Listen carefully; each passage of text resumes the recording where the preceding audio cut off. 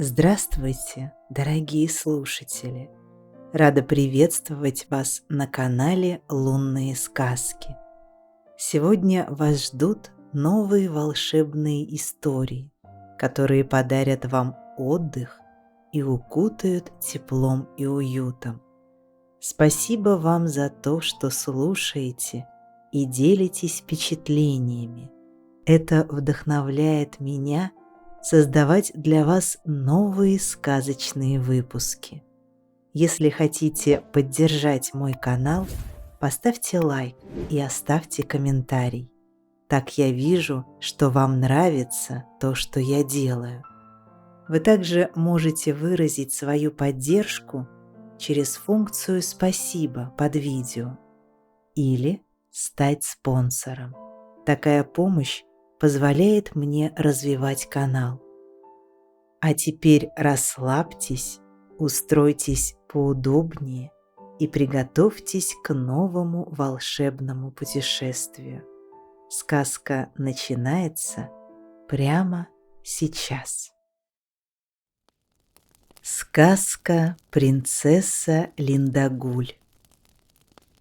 Жил-был когда-то персидский король, а звали его Шах-Надир. Был он сказочно богат и владел многими прекрасными странами. Высокие залы его дворцов были полны золота и драгоценных камней, а корабли его бороздили все моря и океаны. Стоило ему появиться в своей столице Исфахане, как его тут же окружали телохранители в серебряных доспехах. 50 же тысяч всадников на великолепнейших с золотыми уздечками и седлами, блиставшими драгоценными камнями конях, были готовы по малейшему знаку повелителя ринуться вперед, чтобы завоевать весь мир. Однако же настало время, когда могущественный Шах-Надир больше не мечтал о войнах и завоеваниях. Он одержал в жизни немало побед, а теперь был стар и немощен, и редко покидал мягкие диваны своего пышного дворца. У Шах-Надира было много жен, как это принято на Востоке, и немало сыновей. Однако же отцу от них было мало радости. Неблагодарные, тщеславные, они посягали на его жизнь и корону. Потому-то их и отсылали прочь от двора в дальние провинции, и они правили ими, как наместники. А дома с Шах-Надиром жила лишь его единственная, дорогая дочь, принцесса Линдагуль, которую он любил больше всего на свете. Имени такого, Линдагуль, никогда прежде в Персии и не слыхали. Но дело в том, что мать принцессы была родом с далекого севера. В молодости она попала в плен к африканскому пирату и в конце концов, благодаря своей несравненной красоте, была продана персидскому шаху. Он возвысил ее, сделав супругой, и любил гораздо больше всех остальных своих жен. Прекрасная шахиня, которая уже умерла, назвала свою единственную дочь Линдагуль, что означало «златолипа». Этим именем шахиня хотела сказать, что принцесса так чиста и прекрасна, как солнце, чьи золотые лучи играют весной среди листвы чудесных лип севера.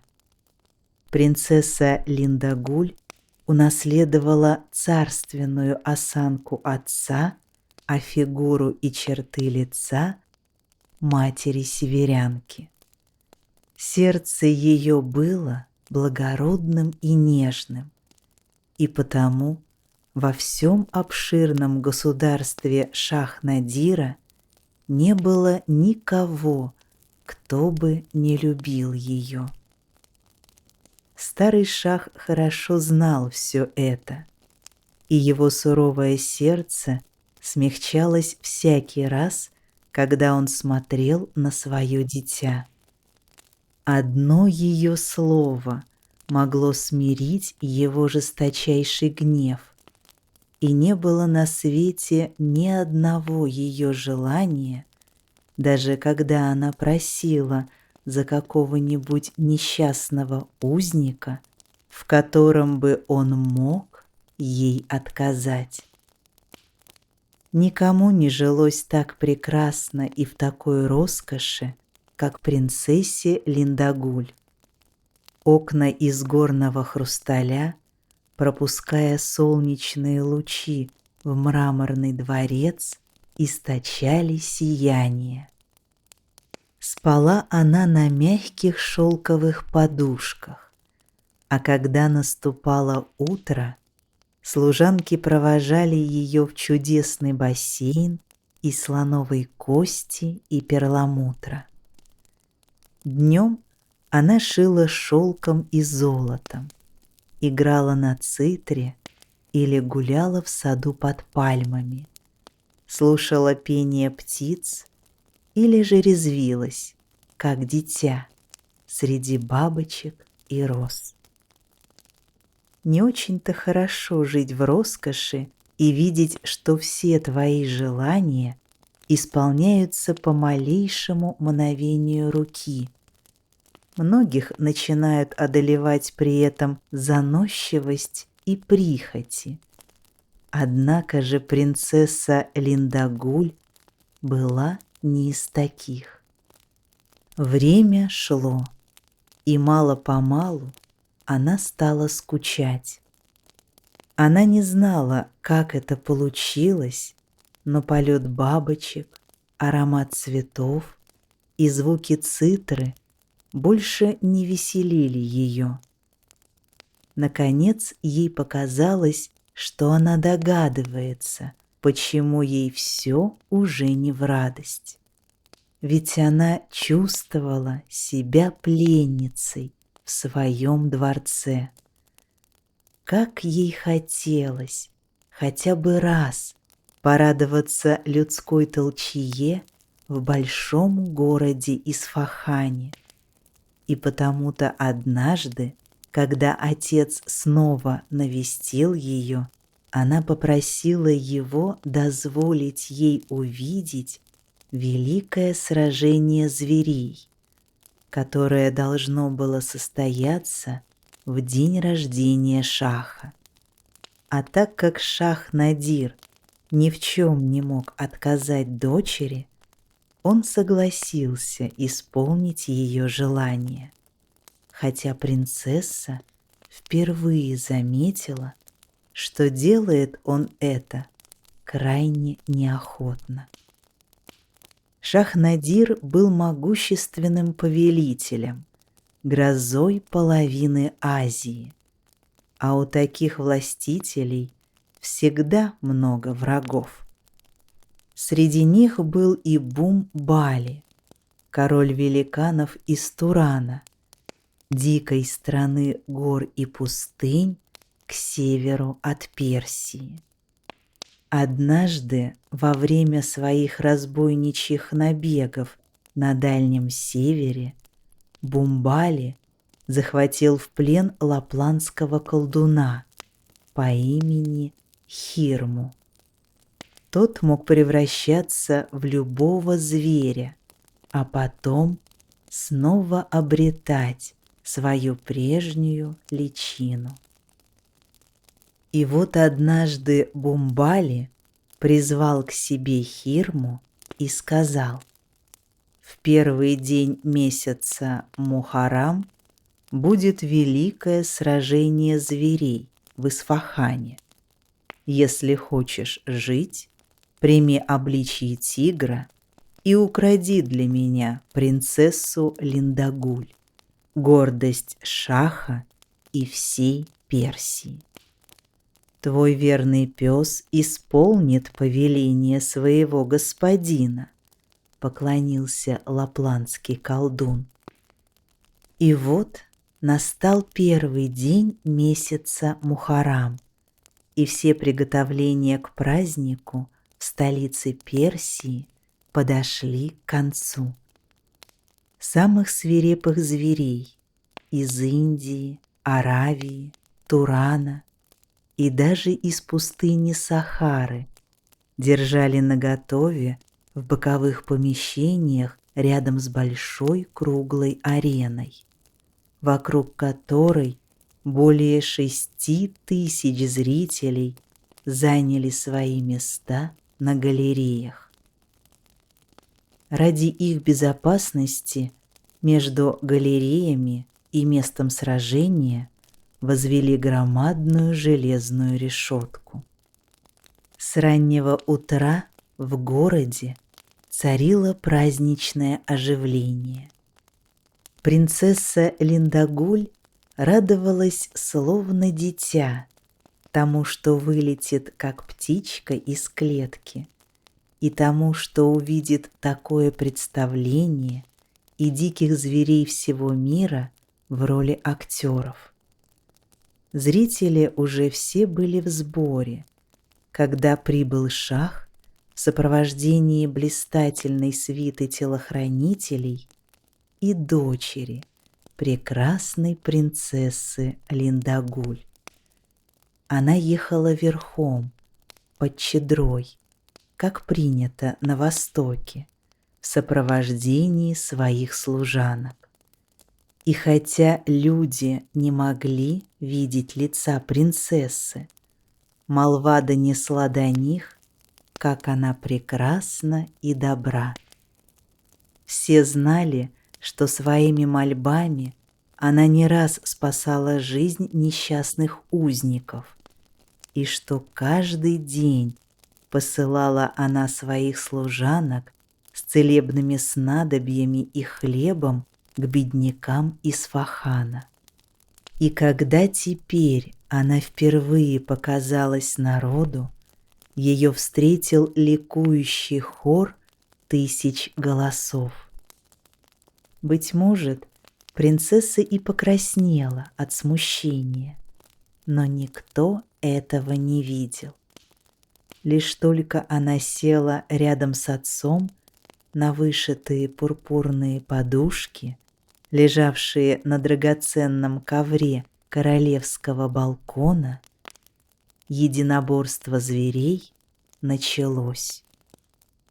Одни звери сменялись другими, и вот на арену вывели королевского тигра, необычайно огромного и красивого, названного в честь князя тьмы Ариманом.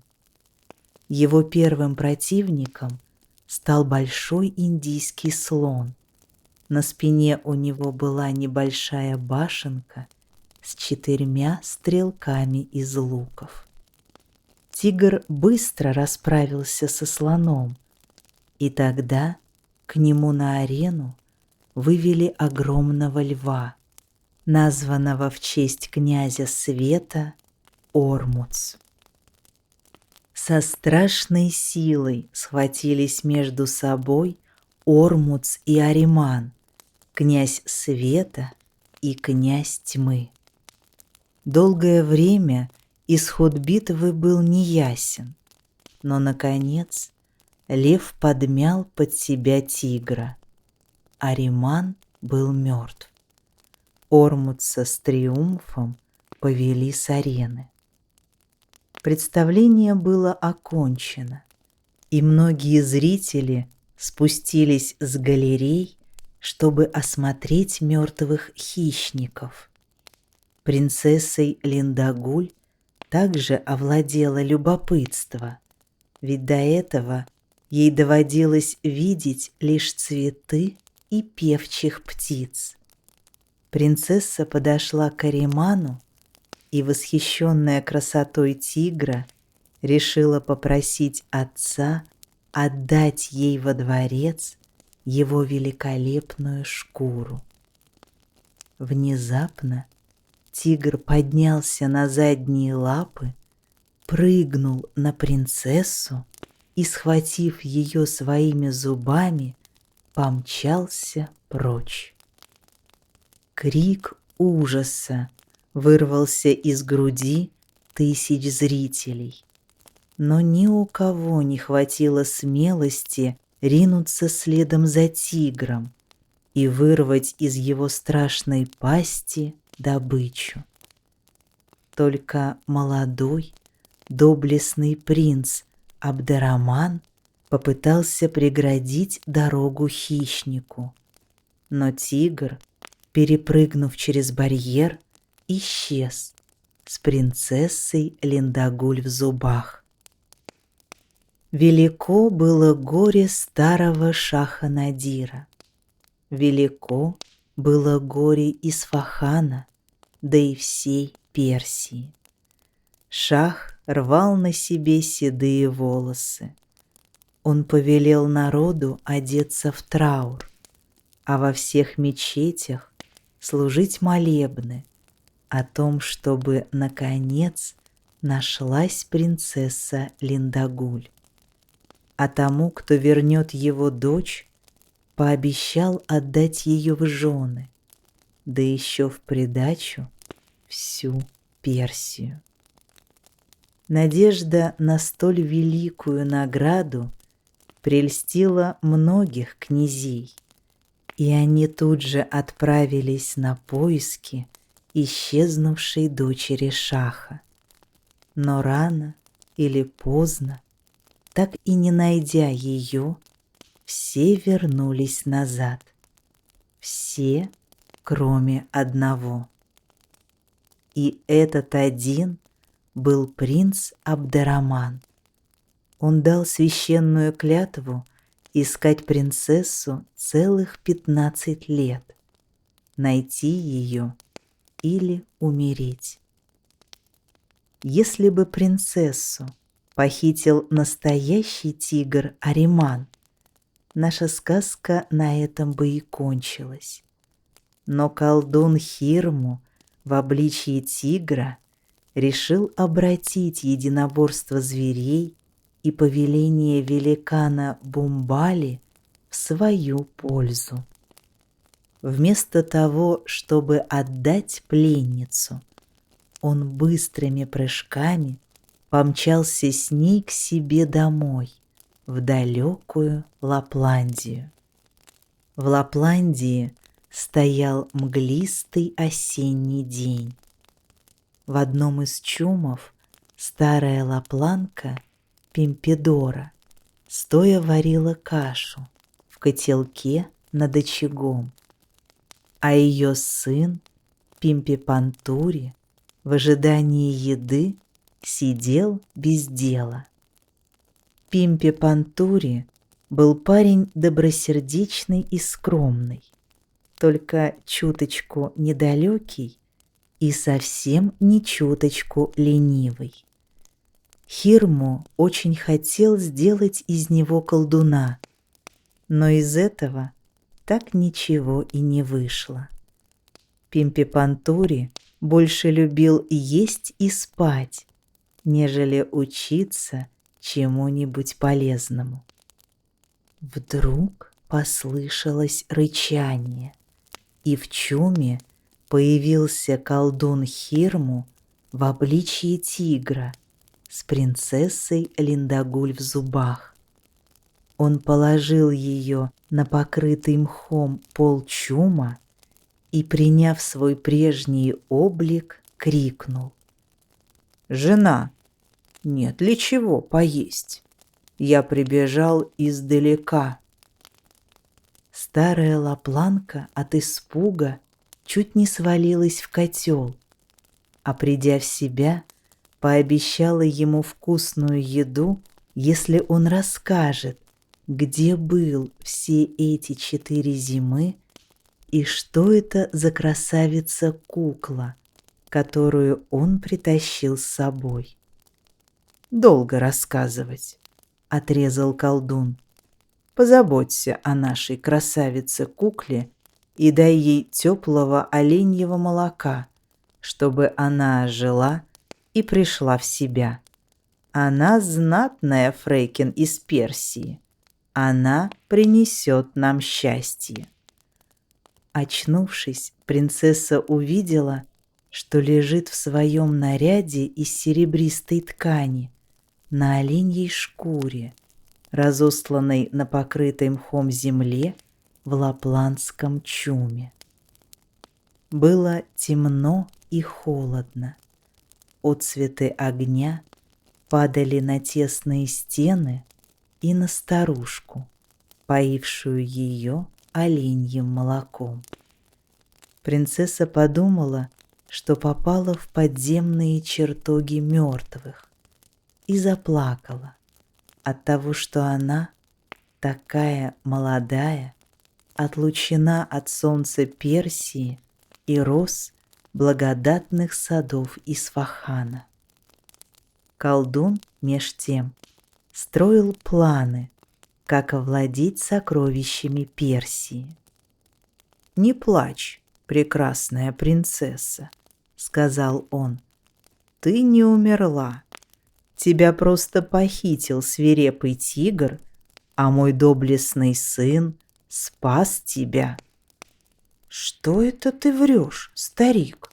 — сказала колдуну на своем языке честная лапланка.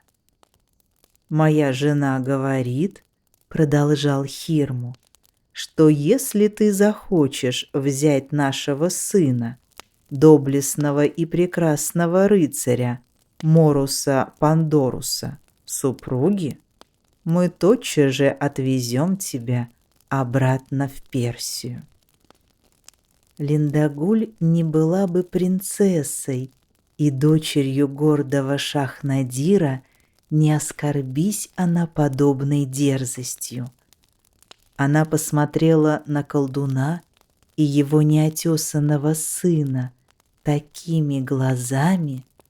Нет, надо было видеть этот взгляд, ведь в Персии умеют сверкать глазами, что оба они, и отец, и сын, задрожали от страха.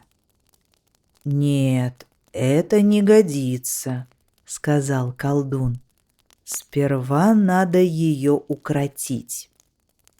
И он запер принцессу в маленьком чулане, пообещав ей, если одумается, половинку оленьего сыра и ковшик воды из талого снега. Целый день принцесса провела в кромешной тьме, пронизываемой лишь полоской северного сияния, проникавшего в щелку чума.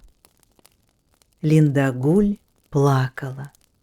Да, она плакала так, как можно плакать только, если ты была персидской принцессой, жила в розовых садах и мраморном дворце, а потом вдруг одна-одинешенька, голодная и замерзшая, очутилась в зимней Лапландии. Под конец принцесса заснула, и тогда рядом с ней оказался добрый Нукку-Матти, властелин прекрасных снов. Нукку-Матти взял принцессу в свои объятия и перенес на Фьедерхольм, острова Пушинки, где веселые сны порхали вокруг принцессы. Так проходили недели и месяцы, ночь за ночью в царстве снов. Линдагуль стала терпелива и больше не плакала. Сны предсказали ей: «Жди, скоро явится твой избавитель». Но кто освободит ее? Кто найдет дорогу туда, где далеко вокруг, в снегах, нет никакой дороги? Правда, старая лапланка подумывала о том, чтобы освободить Линдагуль, но не смела сделать это из-за своего страха. Пимпе-Пантури тоже подумывал было освободить ее, но для этого он был слишком ленив. Так прошла зима, вовсю засветило солнце, растопившее снег. Кое-где заплясали комары. И тогда колдун подумал: теперь она укрощена. Он пошел к принцессе и сказал, что если она хочет обратно в Персию, ей нужно только взять его сына в супруги, и тотчас оленья упряжка умчит ее на юг. Прикрыв лицо чадрой, Линдагуль не ответила ни слова. Ну и разгневался же колдун. Он запер принцессу в глубокой пещере в горах, а потом и говорит ей: «Морошка нынче уже созрела. Теперь тебе придется считать каждый день, если ты не пожелаешь мне ответить. Сегодня ты получишь 30 ягод на еду и 30 капель росы для питья. С каждым днем ты будешь получать на 1 ягоду морошки и на 1 каплю росы меньше. А как минет 30 дней, я спрошу тебя, что ты надумала». Да, Линдагуль и в самом деле провела 30 дней в заточении. В пустынной Лапландии было уже и ночью светло, как днем, только в пещере вечная тьма. Ягод морошки и капель росы с каждым днем становилось все меньше и меньше, но Линдагуль по-прежнему оставалась спокойна и терпелива. Ведь все, в чем она терпела нужду днем, Кумати и чудесные сны возмещали ей по ночам. Линдагуль думала о принце Абдеррамане, пела восточные песни и радовалась, когда эхо повторяло их на горных склонах. На 30-й день к ней явился колдун с последней ягодой морошки и последней каплей росы, завернутыми в листочек лапландской карликовой березки, и спросил: «Ну, ты надумала?» Линдагуль снова прикрыла лицо и не ответила ни слова.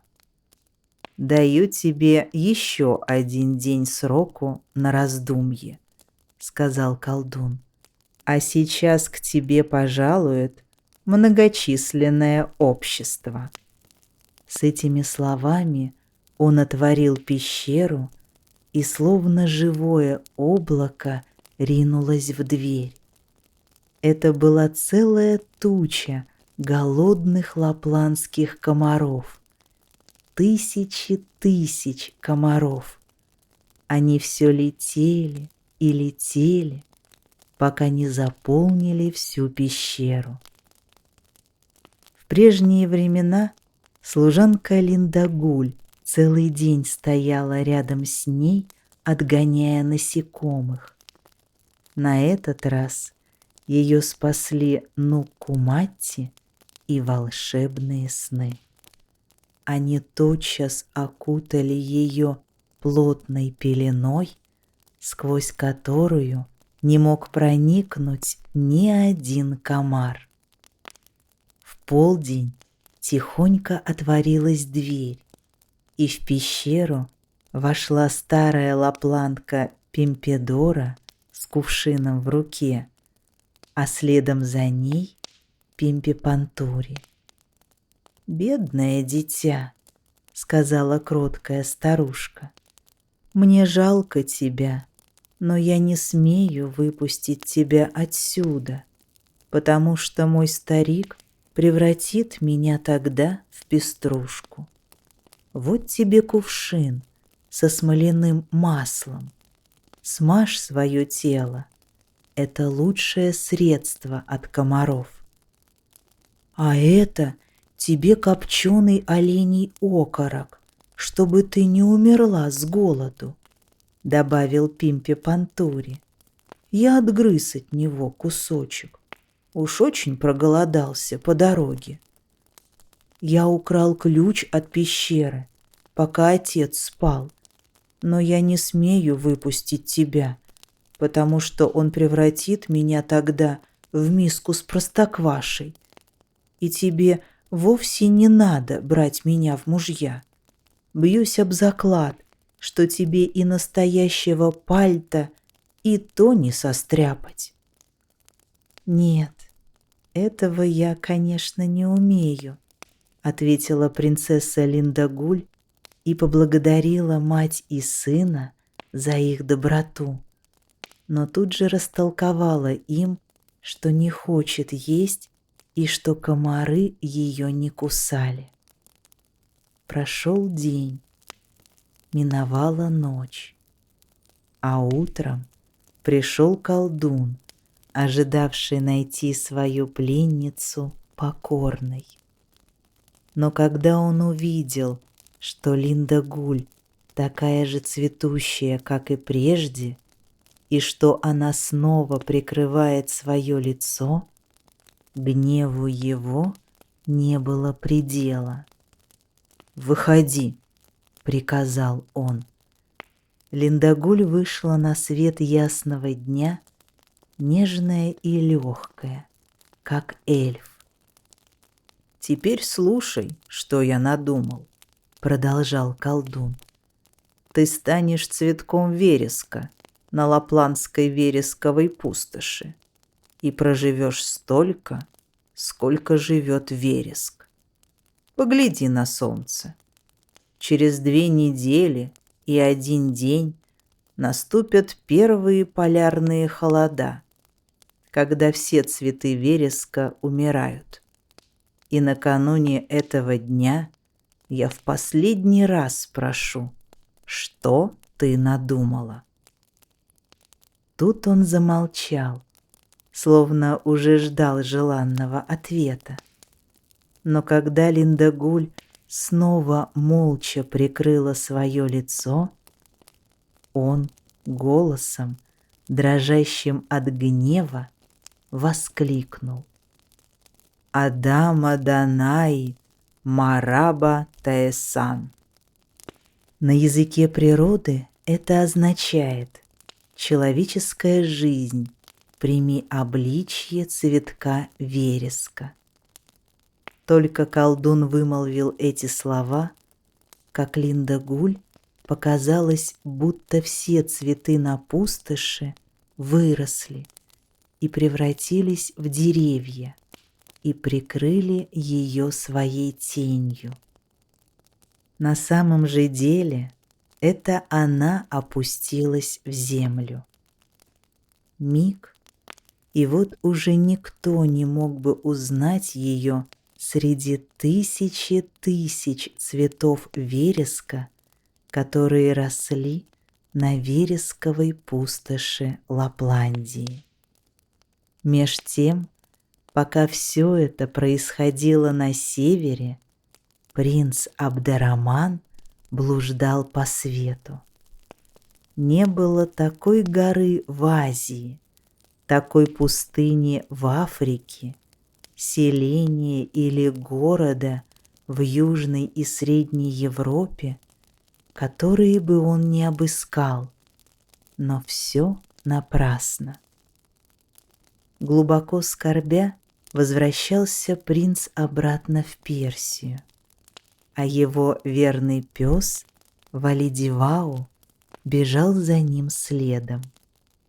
И вот однажды случилось так, что пес загнал в камыши утку Крякву, поймал ее и принес живой своему господину. Принц хотел убить утку, но она закрякала: «Подари мне жизнь, и я что-то скажу тебе взамен». «Я дарю тебе жизнь, диковинная ты птица», — согласился удивленный принц. «Но что ты можешь мне сказать?» «Скачи в Лапландию», — прокрякала утка и тут же исчезла в камышах. Лапландия?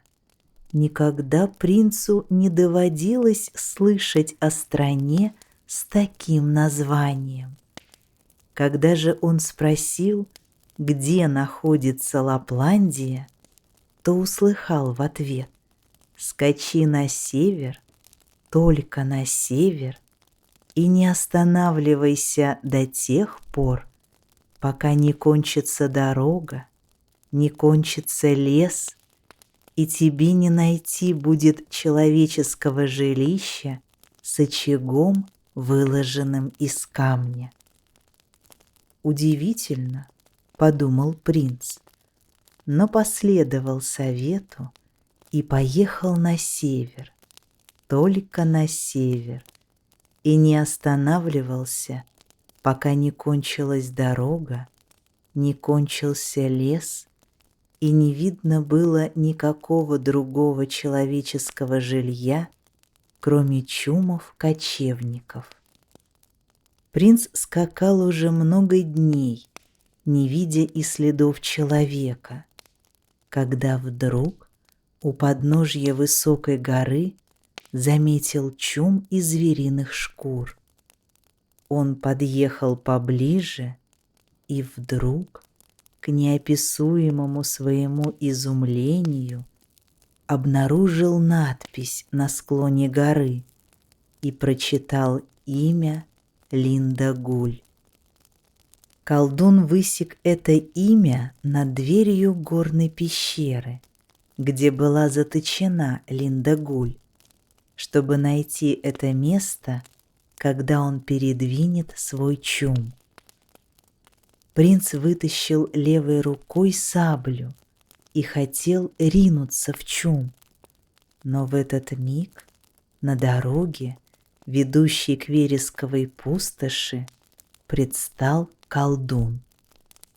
«Верни мне принцессу Линдагуль!» — воскликнул принц. «А не то я отправлю тебя в царство Аримана». Колдун был хитер, и лукавство не раз спасало ему жизнь, но после столь неожиданной встречи он растерял всю свою находчивость и ничего лучше не мог придумать, как превратиться в песца, который быстрыми прыжками кинулся в горы. Он надеялся спастись от сабли принца, но забыл про пса, следовавшего по пятам за своим хозяином. Валидивау, увидев, что песец удирает, бросился за ним. Песец проскальзывал через все расселины, легко перепрыгивал через все горные пропасти, но Валидивау оказался еще проворней. Он настиг песца на самой высокой горной вершине и разорвал его на части. Так колдуну пришел конец. Но где же Линдагуль? Принц вошел в чум. Пимпедора варила оленье мясо, а Пимпе-Пантури спал на мягкой мшистой подстилке, чтобы сделать хоть что-то полезное до обеда. «Женщина, — сказал принц, — ваш муж мертв. Отдайте мне Линдагуль, и с вами не случится ничего дурного». «Мертв?» — спросила старуха, не очень-то, видно, опечалившись. «Да, давно пора было положить конец его злобным проделкам. А Линдагуль ищите на вересковой пустоши. Мой старик превратил ее в цветок вереска. Да поторопитесь, ночью ударит мороз, и тогда принцессе конец. Мне всегда было жаль это дитя, и поэтому я запомнила то заклинание. Адама Данаи Мараба Таэсан. «Ах!» — вздохнул принц. «Что пользы от этих слов, если мы не знаем тех, которые снимают заклятие?» Пимпе Пантури, услыхав сетование принца, задумчиво дернул себя за челку и сказал: «Когда батюшка хотел снять заклинание, он имел обыкновение переставлять слова». «Да, правда твоя», — подтвердила старая лапландка. Забравшись на скалу, принц Абдераман закричал, что есть силы, над всей бескрайней вересковой пустошью: «Мараба Таэсан Данаи Адама». Но слова эти прозвучали впустую. Ни один цветок на пустоши не шелохнулся. Принц боялся, что не сможет правильно выговорить слова на незнакомом ему языке, и все повторял и повторял заклинание, переставляя слова и меняя их окончания. Но все напрасно. «Солнце садится», — предупредила принца старая лапланка. «Если ты сейчас не найдешь нужные слова, ударит мороз, и будет слишком поздно». Багровый диск солнца катился уже совсем рядом с краем неба. Стояла тишина. Холодный и влажный вечерний туман, предшественник мороза, словно пеленой окутал поля и пригорки. Все, что росло, все, что хоть краткий миг осмелилось цвести в Лапландии, было теперь обречено. Принц Абдераман побледнел от страха, голос изменил ему, и он едва слышно смог выговорить слова, которые еще не произносил: «Мараба Данаи Адама Таэсан». И вот на отдаленном бугорке поднялась веточка вереска. Туман уже окутал окрестность, но из тумана выросла стройная фигурка. Это была принцесса. Несколькими прыжками Абдераман достиг бугорка, где стояла она, подхватил ее на руки и понес в чум. Заботами старой лапландки к Линдагуль мало-помалу вернулись силы. «Завтра возвращаемся в Персию», — сказал принцессе Абдераман. «Да», — ответила Линдагуль, — «а эта добрая старушка и ее сын, которые пожалели несчастную пленницу. Возьмем их с собой и подарим им дворец в Исфахане». «Нет уж, спасибо», — возразила Пимпедора. «Мне больше по душе мой чум в Лапландии». «Нет уж», «Благодарю покорно», — произнес и ее сын. «Можешь спокойно ехать и выходить замуж за кого угодно. На всем свете нет страны прекраснее Лапландии». Что толку было с ними спорить?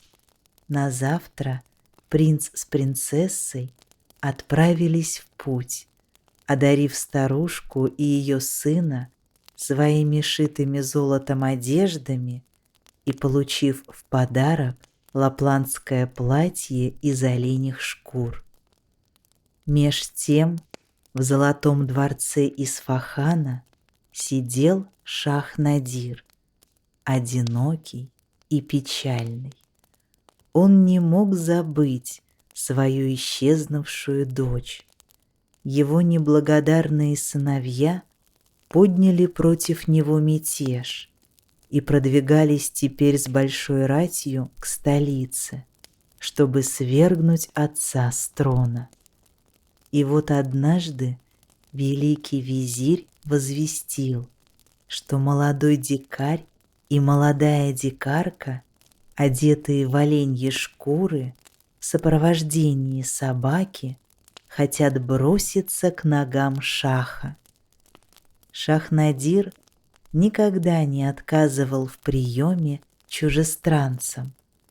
Может, они что-то знают про его дорогое дитя. К нему ввели обоих дикарей. Дикарь бросился к ногам шаха, а дикарка без всяких церемоний обвела руками его шею. И Шах-Надир понял, что под лапландскими оленьими шкурами скрывается его столь долгожданное дитя. Когда Шах-Надир узнал, как все случилось, он тотчас назначил принца наследником престола, обещал ему свою дочь в жены и послал его во главе 50 тысяч всадников на конях с золотыми уздечками победить мятежное войско. Прошло совсем немного времени, и принц одержал блестящую победу, взял в плен королевских сыновей и вернулся с триумфом в ликующий Исфахан. Тут-то и отпраздновали с невиданной пышностью свадьбу принца Абдеррамана и принцессы Линдагуль. И жили принц с принцессой вместе долго и счастливо, но только один раз в году, 31 августа, в годовщину спасения принцессы Линдагуль, королевская чета одевалась в бедную лапландскую одежду из оленьих шкур, чтоб и в добрые времена не забывать про злые.